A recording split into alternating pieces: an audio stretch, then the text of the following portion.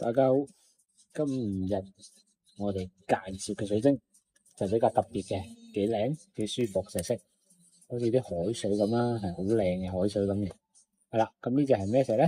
就係叫做海紋石啦。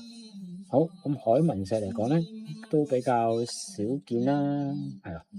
咁佢隻色又幾特別嘅，係啦。咁佢有咩功效咧？就係可以幫助下舒緩下啲恐懼啊，減少一啲焦慮啊，減少埋呢個情緒嘅壓力嘅，係啦。咁佢咧呢個就象徵咗帶嚟一啲和平啊，同埋喜悅嘅心境咁樣啦，可以幫助你提升一啲溝通嘅能力，同埋一啲人際嘅關係嘅。所以咧，佢都可以加強埋少少自信心嘅，所以都幾好嘅一種石嚟嘅。好，呢條就講睇下幾多 mm 先。